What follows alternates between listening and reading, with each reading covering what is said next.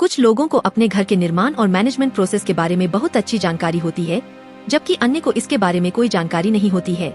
यदि आप घर बनाने की योजना कर रहे हैं और आप टेक्निकल जानकारी लेना चाहते हैं, तो यह वीडियो आपको हेल्प कर सकता है। मैं आपको 7 ऐसी पॉइंट्स बताऊंगा जो कि महत्वपूर्ण है।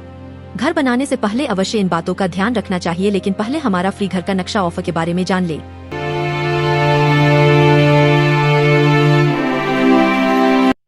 The latest architectural trends में अपडेटेड रहने के लिए subscribe to our YouTube channel and press the notification bell.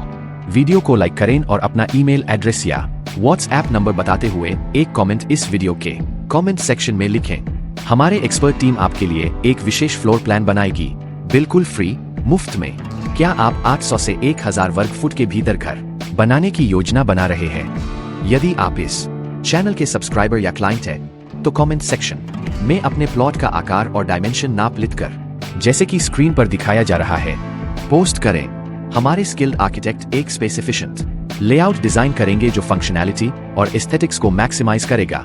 याद रखें, यह ऑफर विशेष रूप से हमारे सब्सक्राइबर या क्लाइंट के लिए है, इसलिए यदि आपने अभी तक सब्सक्राइब नहीं की है तो सब्सक्राइबर का बटन दबाएं और आइए मिलकर कुछ अच्छा बनाएं। Terms and conditions apply. Limited time offer. DK Design Studio reserves the right to modify or withdraw the offer without prior notice. तो अब आइए जानते हैं ये 7 महत्वपूर्ण बातें। पहला, साइट या प्लॉट की कंडीशन।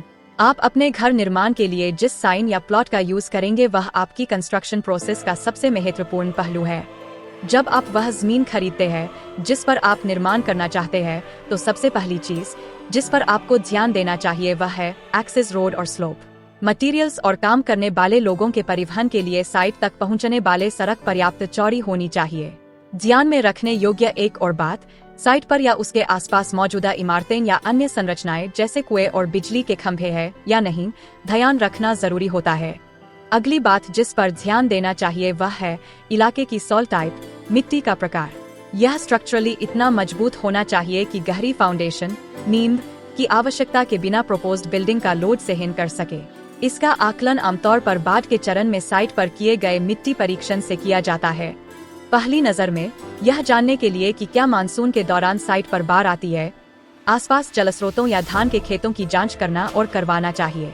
निर्माण स्थल पर कंस्ट्रक्शन के लिए पानी की उपलब्धता और निर्माण सामग्री को स्टोर करने के लिए जगह का भी ध्यान रखना चाहिए।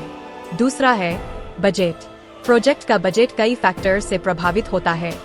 प्राथमिक फैक्टर क्लाइंट द्वारा आर्किटेक्ट को दी गई आवश्यकताएं हैं, एरिया कॉन्स्ट्रेंट, कमरों की संख्या और सामग्री के संदर्भ में इसकी स्पेसिफिकेशन ओवरऑल कॉस्ट पर भारी प्रभाव डालती है। प्लान एंड एलिवेशंस को अंतिम रूप देने के बाद कुल बजट का अनुमान लगाया जाता है, एस्टिमेट किया जाता है। इसमें उपयोग की जाने वाली मटेरियल की क्वांटिटी और क्वालिटी, उसकी रेट शामिल होता है। बिल्डिंग के लिए आवश्यक फाउंडेशन का टाइप और गहराई भी लागत में इजाफा करती है। यही कारण है कि स्टेबल सॉइल की स्थिति वाली साइट चुनना बहुत महत्वपूर्ण है। तीसरा, बिल्डिंग का एलिवेशन। आप किस प्रकार की एलिवेशन स्टाइल का पसंद करते हैं और रखवाना चाहते हैं, इसके बारे में पूर्व निर्धारित धारणा रखना उतना ही महत्वपूर्ण है जितना कि एक बिल्डिंग प्लान बनाना। जब घर के बाहरी हिस्से की बात आती है तो कई शैलियां अपनाई जा सकती है। यह सलान छतों वाली मॉडर्निस्ट, कंटेम्पररी और ट्रेडिशनल आर्किटेक्चर हो सकती है। किसी योजना को डिजाइन करते समय एलिवेशन को ध्यान में रखना जरूरी होता है, क्योंकि खिड़की का स्थान, स्लिट ओपनिंग आदि सभी इमारत की बाहरी ऊंचाई का हिस्सा है। चौथा, प्रोजेक्ट प्लानिंग करना। आपकी आवश्यकताओं के अनुसार घर के डिजाइन के निर्माण की योजना स्पष्ट, संक्षिप्त होनी चाहिए और इसमें एरिया कॉन्स्ट्रेंट से समझौता किए बिना और भूमि के कानूनी झनाइटों में पड़े बिना आपकी सभी आवश्यकताओं को शामिल किया जाना चाहिए। इसे सभी नगरपालिका या पंचायत बिल्डिंग गाइडलाइंस का पालन करना चाहिए और एक रजिस्टर्ड आर्किटेक्ट के द्वारा अप्रूव्ड होना चाहिए। किसी इमारत की फ्लोर प्लान में पूरी बिल्डिंग का डायमेंशंस और साइट पर उसकी पोजीशन शामिल होती है। पांचवा, फर्नीचर लेआउट। घर बनाते समय किसी को हमेशा पूरा बिल्डिंग की स्पेस की संपूर्ण विजन करनी चाहिए और फर्नीचर के लेआउट और स्पेशल ऑर्गेनाइजेशन की योजना बनानी चाहिए। इससे कॉन्जेस्टेड वाले जगह में ऑप्टिमम यूज ऑफ लैंड करते हुए खुले घरों की योजना बनाने में काफी मदद मिलती है। इसके अलावा स्टोरेज स्पेसेस की भी योजना बनाएं ताकि पूरा होने के बाद घर अव्यवस्थित न दिखे। This part essentially needs the best builder's assistance for utmost perfection and quality. छठा, कल के लिए योजना बनाना।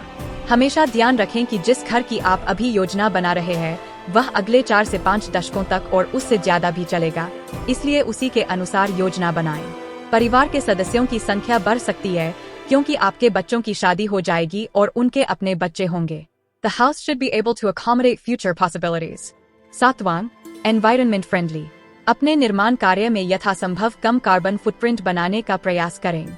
सोलर पैनल्स में निवेश करें, जो बिजली के लिए long term energy efficient solution है।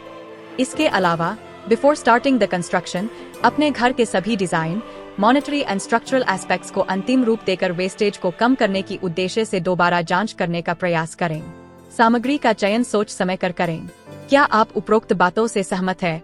जो बातें मैं भूल गई हूँ उनका उल्लेख आप कमेंट बॉक्स में अवश्य ही करें। हमारे अन्य वीडियो देखें और सब्सक्राइब करें। धन्यवाद।